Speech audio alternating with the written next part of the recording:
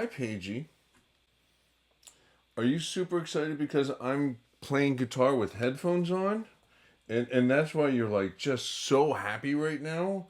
I can tell you're the happiest girl in the world because you don't have to listen to all the amplifiers and all the stuff that I use and make it go wee, wee, wee, squeal, squeal, right? You just hate that. And so, if I had neighbors, would the neighbors?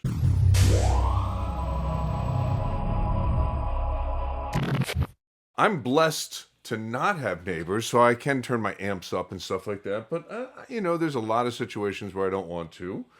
And on stage, of course, I like to take advantage of feedback. And when I'm recording and getting parts and stuff, I like to have a guitar kind of bloom. Play a note and let it react to the amplifier in the room and really get it to feedback. It's generally not something an audio engineer or a mixer is going to want to happen live. They don't want feedback. They're not striving for that. But as guitar players, we like to have feedback and have control feedback. So the AcouFiend by Blue Cat Audio is what I'm looking at right now. And I just happened to win this on McRocklin. He's got a YouTube channel, Thomas McRocklin. He was the kid in that Steve Vai, the audience is listening video, and now he's like a big guy. He's a beast of a player. He's an absolute beast of a player, and just the nicest guy. Hosts an incredible stream and has a really cool Discord channel, all that kind of stuff. I'm not really into Discord. He's like the only guy I follow on it. I just happened to win the feedback competition that he had, where you play a simple lick and then make a note hold. And I sit around and do that all the time. So it was a quick and easy thing. I tied, I guess, for somebody apparently. For free copy of Blue Cat's AcouFiend. And it's a feedback plugin. And one of the reasons I don't use a lot of plugin sounds is because you can't get them to bloom like I was talking about. So I'm playing through headphones right now. And usually in order to get feedback, you have to have monitors and you have to have some volume going. Some amps, and some pedals, you can dial in some feedback. You can make stuff happen with gain and trickery and stuff. But I dialed in the simplest, easiest GarageBand tone. It's just like their GarageBand pseudo Marshall. Nothing amazing. But it works great to demonstrate this because if I hold that note, I'm not reacting with any speakers. I'm hearing it through my headphones, and it just kind of dies off. But if I turn on the AcouFiend plugin,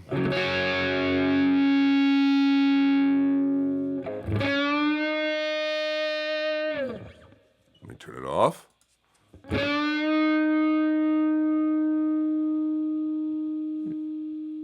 just kind of starts to die. Turn the plugin on.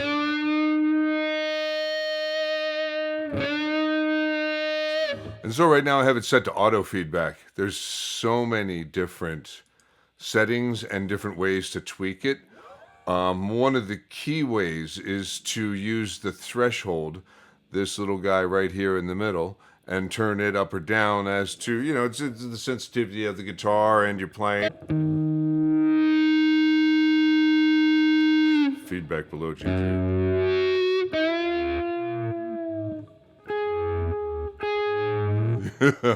So, yeah, not every patch immediately usable. So here's one guitar natural feedback. And then you can go in here and set the harmonic that's going to be blending in. Like I'm blending in the second harmonic in there. You can blend in the third, which, you start to get a little squealy. You get it even higher. Hit the fifth and it's super squeal. But literally, I'm making that happen with no speakers around me. You can control the wet ratio. And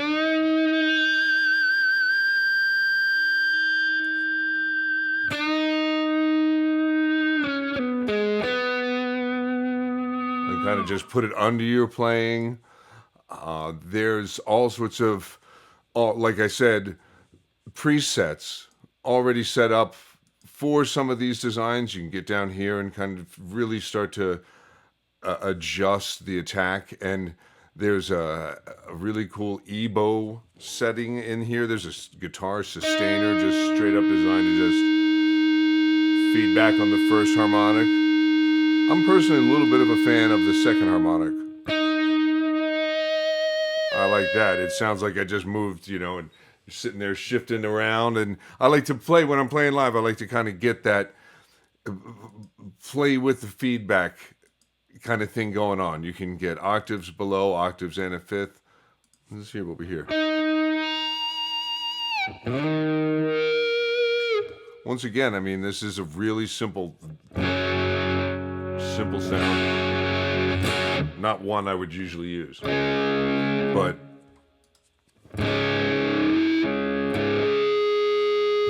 really, I'm using my practice pedal board right now, plugged in out of the stereo reverb into a DI into my interface, and then so instead of pulling up GarageBand as a plugin, I wanted to hear what my pedal board with there's one of my pedals has a modeler in it, so I can get a reasonably decent sound. There it is without the. I mean, I have not done any changes to when I was just plugged into an amp. So, and I'm not going to, because that's part of the video that I was working on. But I figured while I'm doing that, I wanted to try my pedal board direct into the sustainer.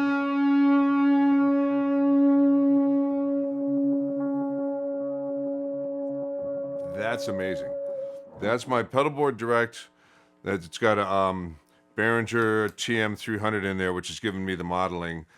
And then some stacked gains and some EQ and stuff, and delay and chorus. And basically, that's how I had it just set plugged into my amp. You really got to watch the threshold, though. Obviously, it's like taking off just with this. It's real sensitive. I just wanted to see if it would react.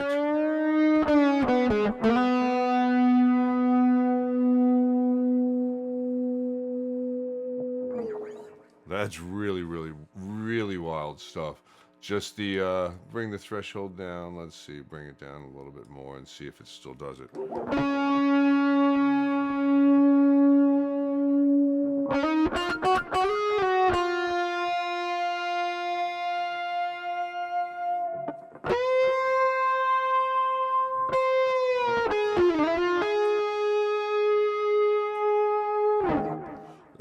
That's really cool. Very cool. I really wanted to just show that off.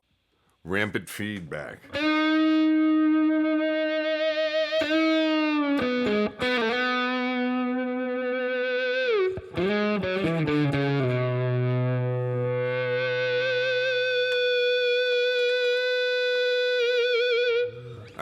And it works with the bar. As long as the plugin is seeing the threshold that's been set here for your guitar, it'll keep on feeding back once it hits that point.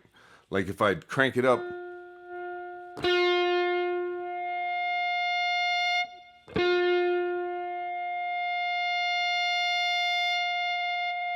As it starts to die, it's still there.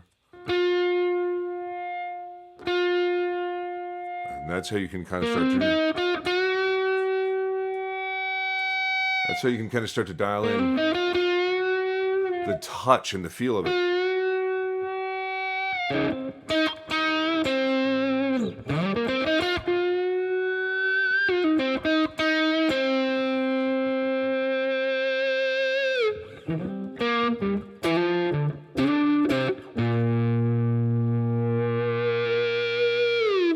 Man, that's cool. I will not record a guitar now without that in there, or leads kind of a sound without blending that in there somewhere. Here's a slightly detuned.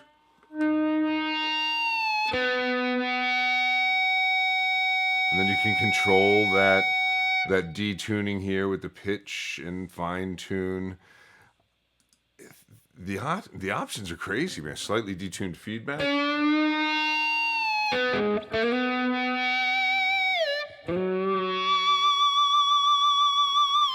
That's cool. And if you add vibrato, that hardly even matters. A sub. What do we got?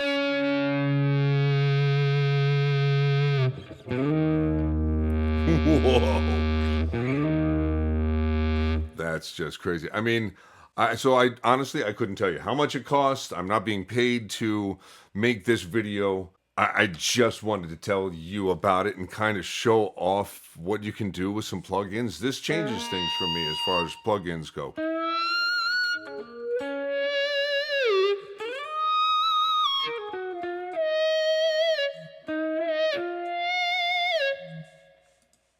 I mean, that changes things. Vibo.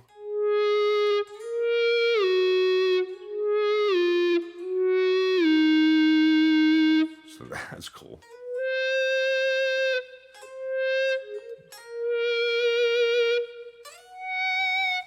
Then I could probably start to bring in some of the dry here.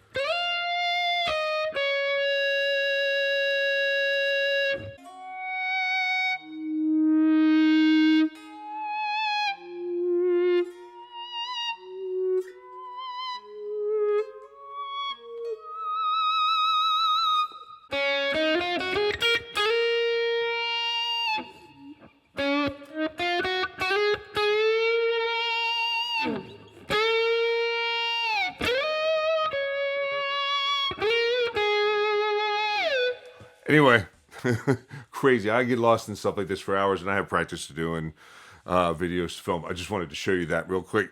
Blue Cat Audio's AcouFiend plugin is probably worth the money.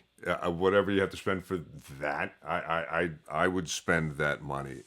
I wouldn't have even known about it if it wasn't for Thomas McRocklin.